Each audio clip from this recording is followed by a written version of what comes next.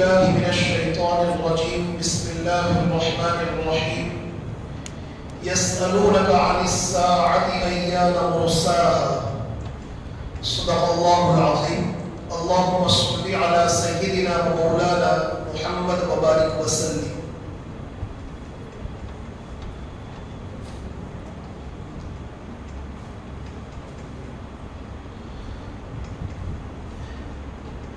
اس وقت جو ہے مختصر سے وقت میں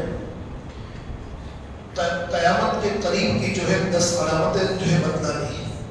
پھر اس کے بعد انشاءاللہ ذوالقرنین کے متعلق اور تفصیلی باتیں کل یا پرسوں کی مجلس میں انشاءاللہ میں ذکر کروں گا. ایک حدیث کی تشریح کر دیتا ہوں, بس اسی کو آپ سماعت فرما لیں. ایک مرتبہ اللہ کے نبی علیہ السلام کے پاس جبرائیل امین آئے اور مختلف قسم کے سوالات کیے,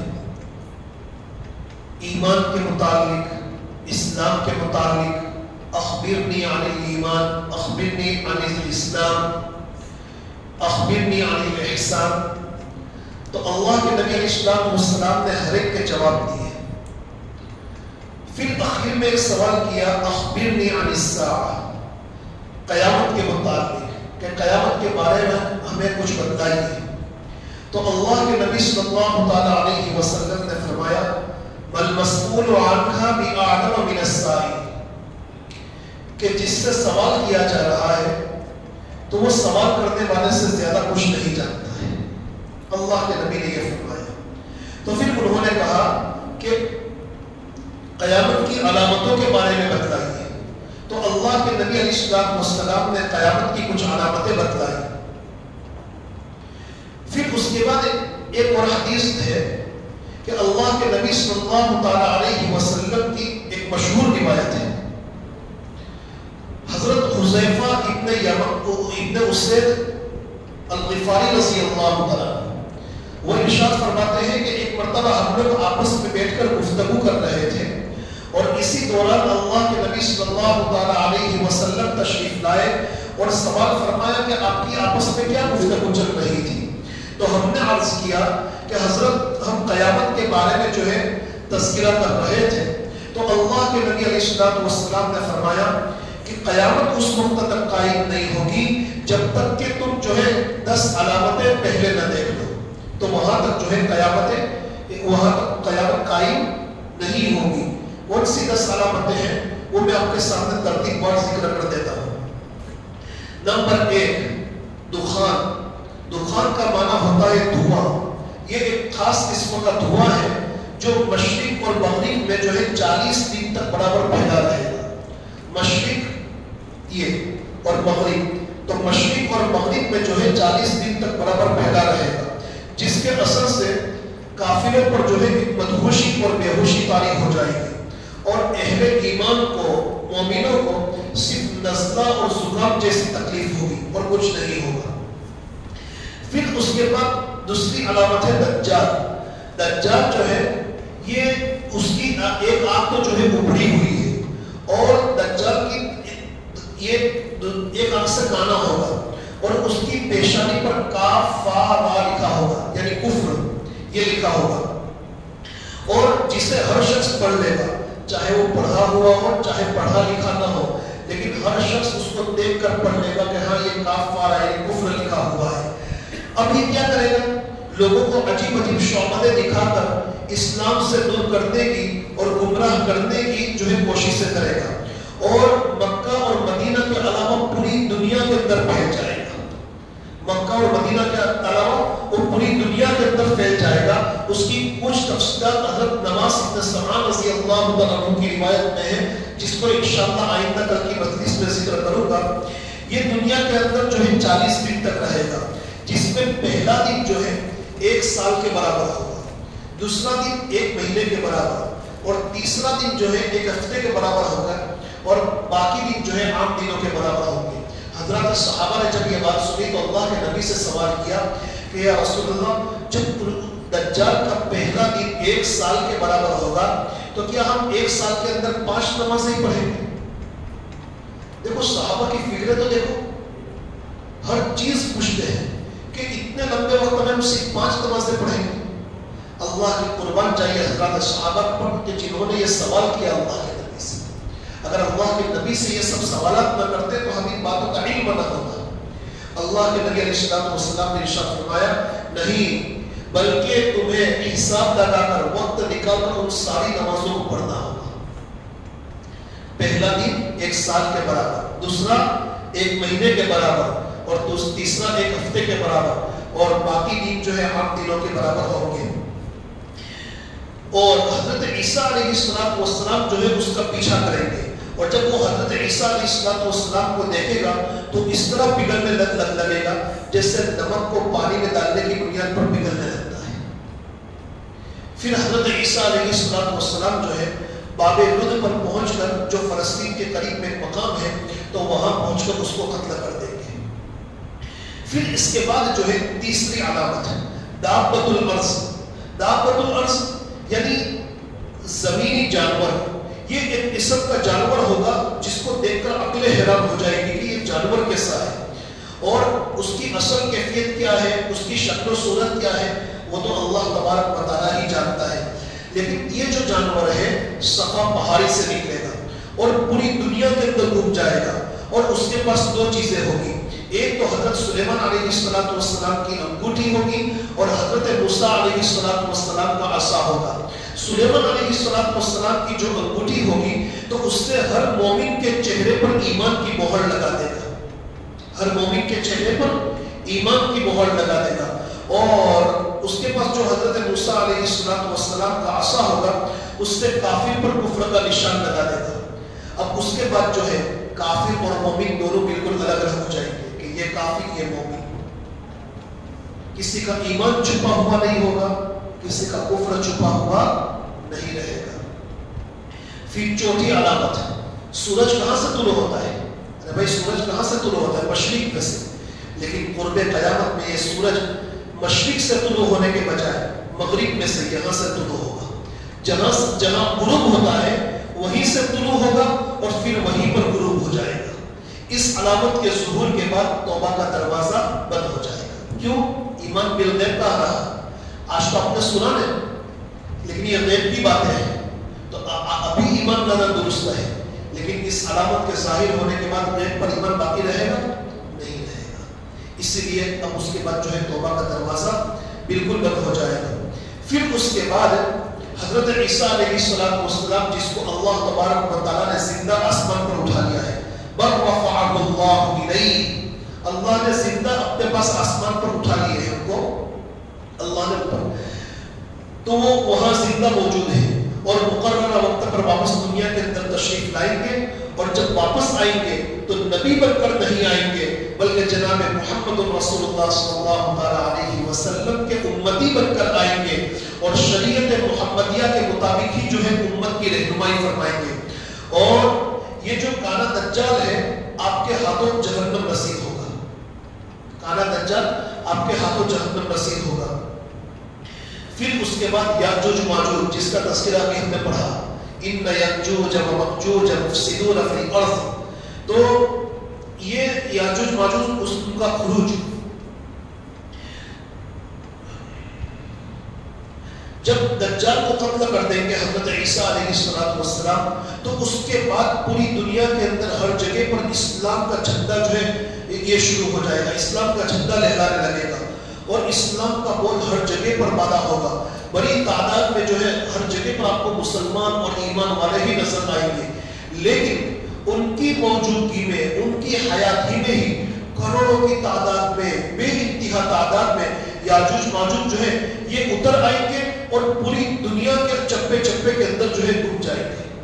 وہ جو دیوار کے متعلق میں نے بتلایا تھا نا, تو وہ دیوار یاجوج ماجوج روزانہ توڑنے کی کوشش کرتے ہیں, حدیث شریف کے اندر ہے.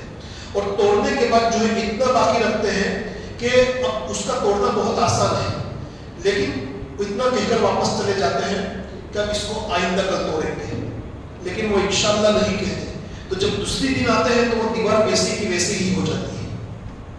جب اللہ تبارک و تعالیٰ کو اس دیوار کا ٹوٹنا منظور ہوگا تو جس دن وہ اس کو توڑ کر واپس جائیں گے تو وہ کافر ہے لیکن ان کی زبان پر اللہ یہ جاری کرے گا کہ اب باقی کا حصہ آئندہ کل توڑیں گے انشاءاللہ بولیں گے. جب دوسرے دن آئیں گے تو وہ دیوار بالکل ویسی کی ویسی ہی ہوگی جہاں تک وہ توڑ کر گئے تھے، اور باقی کا حصہ توڑ کر وہ اندر آ جائیں گے اور بڑا فساد مچائیں گے، قتل و غارت گیری مچائیں گے، اور یہ اتنی بڑی تعداد میں ہوں گے کہ تمام میٹھے پانی کے چشمے پی پی کر ختم کر دیں گے، اور دنیا کے تمام جانوروں کو کھا جائیں گے، تمام جانوروں کو کھا جائیں گے. اور پھر جب دنیا کے اندر کوئی نظر نہیں آئے گا تو اپنا تیر جو ہے آسمان کی طرف چلائیں گے اور کہیں گے کہ ہم نے دنیا والوں کو ختم کر دیا، اب آسمان والوں کی باری ہے. اللہ تبارک و تعالیٰ ان کا تیر جو ہے خون میں رنگ کر واپس کرے گا تو وہ کہیں گے کہ ہم نے دنیا والوں کو بھی ختم کر دیا، آسمان والوں کو بھی ختم کر دیا. یہ دجال، یہ یاجوج ماجوج کی صورتحال ہوگی.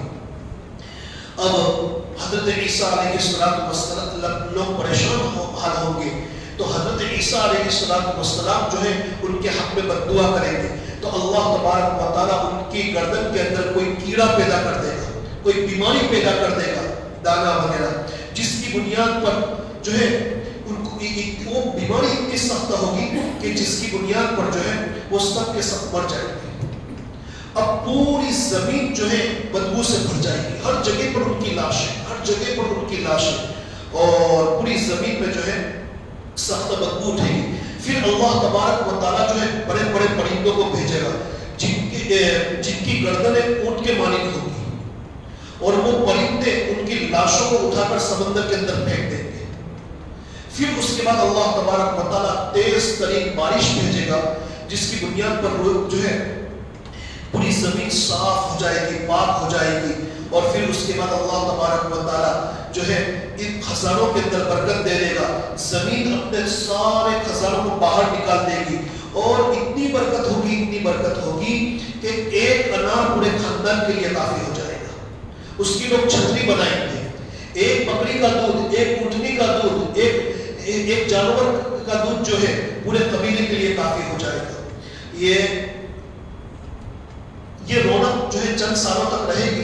پھر اللہ تبارک و تعالیٰ ایک عمدہ قسم کی ہوا چلائیں گے جس کی بنیاد پر اہل ایمان کی روح قبضہ کر لی جائے گی، اور پھر اس کے بعد زمین پر سوائے کافروں پر کوئی نہیں ہوگا، اور اسی پر قیامت قائم ہوگی. حدیث شریف کے اندر ہے کہ قیامت اس وقت قائم نہیں ہوگی جب تک کہ روئے زمین پر کوئی بھی اللہ اللہ کہنے والا باقی رہے گا. وہاں تک اللہ تعالیٰ قیامت کو قائم نہیں فرمائیں گے. تو پھر اس کے بعد اللہ تعالیٰ جو ہے ایک عمدہ ہوا بھیجے گا جس کی بنیاد پر سارے مومنوں کی روح قبضہ ہو جائے گی، اور زمین پر کافروں کے علاوہ کوئی بچے گا نہیں. اسی پر قیامت قائم ہوگی. پھر اس کے بعد 7، 8 اور 9 یہ تین جو ہے زمین کے دھسنے کے واقعات ہیں، کہ ایک واقعہ مشرق میں، دوسرا واقعہ مغرب میں، اور تیسرا واقعہ جزیرۃ العرب کے اندر جو ہے پیش آئے گا. زمین میں جو ہے لوگ دھستے جائیں گے، زلزلے آئیں گے، لوگ دھستے جائیں گے. یہ زمین کے یہ تین بڑے زبردست واقعات ہوں گے زمین میں دھسائے جانے کے. اللہ تبارک و تعالیٰ ہم تمام کی حفاظت فرمائے.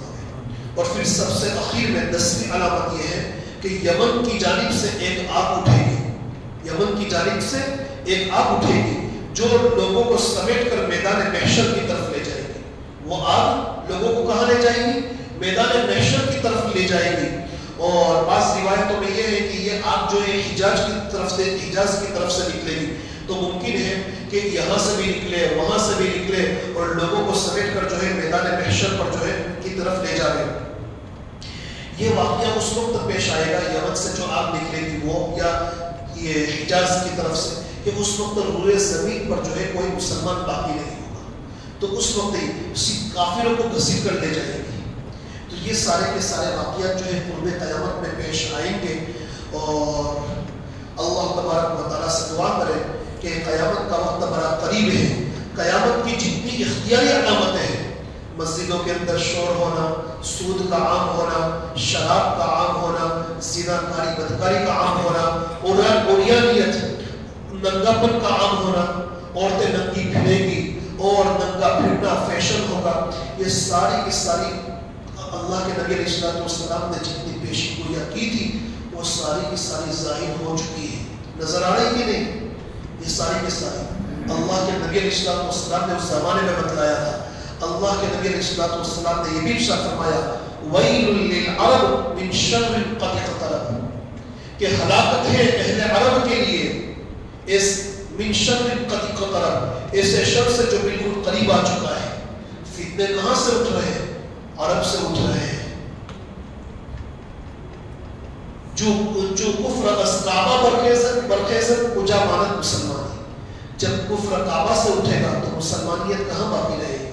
آج آئے دن فتنے رونما ہو رہے ہیں. یہ ساری کی ساری جو ہے قرب قیامت کی علامت ہے. فتنہ دجال جس کے متعلق ابھی جو ہے سورہ کہف کا خلاصہ ذکر کیا گیا تو فتنہ دجال آج ظاہر ہو چکا ہے. اگرچہ فزیکلی طور پر جو ہے دجال یعنی دجال کی شخصیت وہ بہت بعد میں ظاہر ہوگی, بہت بعد میں آئے گا ایک کانا دجال, لیکن دجال کا جو فتنہ ہے وہ بہت پہلے سے شروع ہو چکا ہے. اور جس دور سے میں اور آپ گزر رہے ہیں فتنہ دجال کے عروج کا اور فتنہ دجال کے بہت عام ہونے کا زمانہ ہے. اور ہمارے گھروں میں نہیں بلکہ ہمارے بیڈ روم کے اندر اور ہماری زندگی کے اندر فتنہ دجال داخل ہو چکا ہے.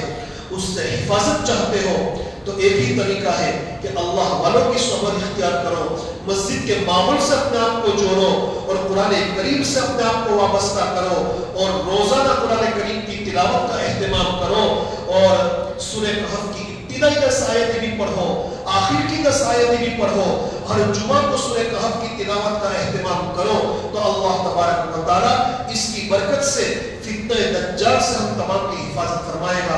اللہ تبارک و تعالیٰ ان باتوں پر عمل کی توفیق عطا فرمائے, سمجھنے کی توفیق عطا فرمائے اور اللہ تبارک و تعالیٰ ہم تمام کی فتنوں کے دور میں ہماری جان کی, مال کی, عزتوں کی, آبرو کی, خصوصاً ہمارے ایمان کی حفاظت فرمائے. وآخر دعوانا